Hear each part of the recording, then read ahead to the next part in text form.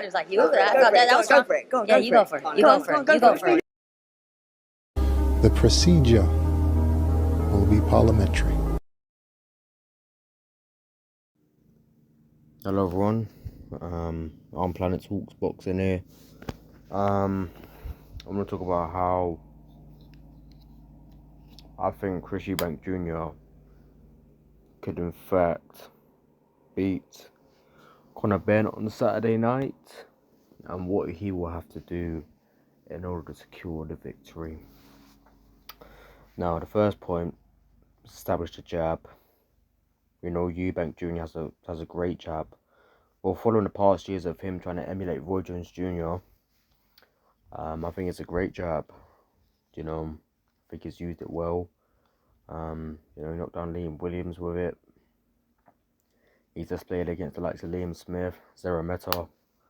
So, honestly, I think his jab's a key asset, just against a smaller fight in Conor Benn. Another factor is we got to consider is that Conor Benn's moving up to 160. I'm pretty sure he fought Pete Dobson or the Ronaldo Ozokro at 150, so he wasn't fully at 154. So even then, sure, he technically may have fought at super welterweight. He did not weigh in at the weight. Now, where Conor Benn's moving up weight classes, Eubank has to show his jab. He has to show his jab. You know, stick it on him. And like I showed, he's got a great jab. You know, keep him at range. And clearly, from what you can see, he can use lateral movement in which that can disturb Conor's movement, as shown as Zero Meta. Zero Meta was coming for them, trying to pressure and cut Eubank off, in which, in my opinion, I think Zero Meta has done, and it will be that Conor Benn will not cut off the ring as good as Liam Smith or Zero Meta, Camille Zero Meta. Simply because Conor Benn can only go forward. He can only stay at mid-range or go forward.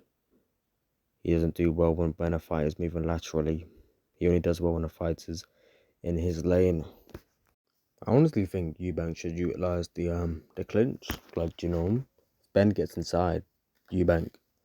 I mean, shown in the Liam Smith fight, you know, when Eubank missed a jab or he threw a jab and Liam Smith ducked under, you know, Eubank would get him in a headlock or just get him in or move into the clinch, as shown by this.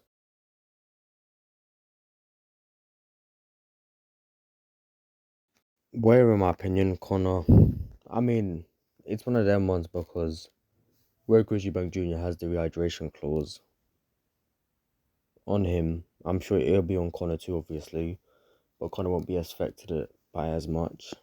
I mean, I don't really know how big Eubank Jr. really gets outside fight camp, but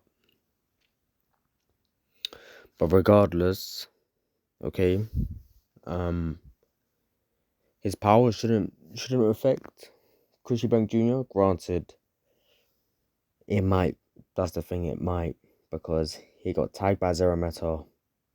He got tagged by Liam Smith. And the first fight, there's an asterisk to that. The second fight, he did get tagged, and he went in the clinch.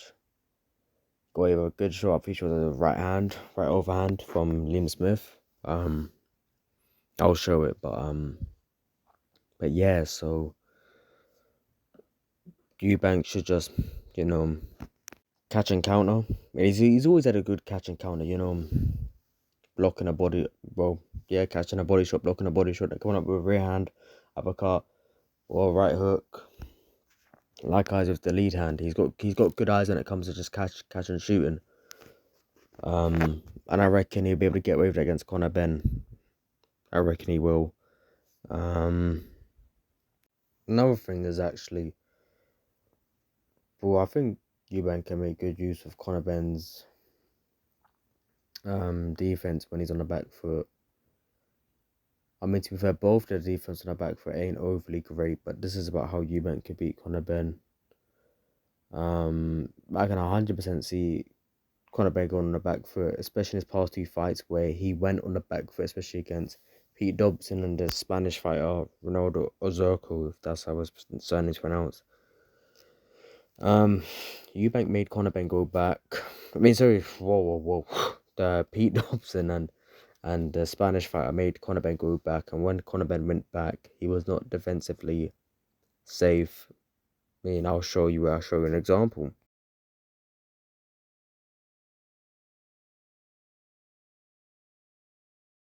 Now, every time Conor Benn did that, it was clear to see that he thought he was safe from Dobson. He thought he was out of range, but in fact he wasn't, as Dobson stepped into range as soon as Conor Benn was moving back. He did not have his hands up, nor did he utilize any slips. I mean, he tried to roll with a shot, but clearly that's something he's not proficient in. Eubank Jr. is not, but again, there's a thing about how Conor Benn can beat Chris Eubank. So stuff like this is something like Chris Eubank Jr. can exploit to get the upper hand on Conor Benn. And this was mostly shown when Conor Benn was not able to keep his power or explosivity for at least 6 rounds or 7. And if Eubank can, break down Conor Benn and get a read on his defensive tendencies, which he probably already has via watching fight tape, then I can easily see this happening. And unlike Pete Dobson, Chris Eubank Jr. can punch. He's got the reach advantage, and he won't stay static like Pete Dobson, So ultimately, I'd have Chris Eubank Jr. beating Conor Benn by using his size. Despite, yes, they'll probably be the same size, but Chris Eubank Jr., like I said, is a natural middleweight. His experience against world champions and former world champions, George Groves, Anthony Yildirim,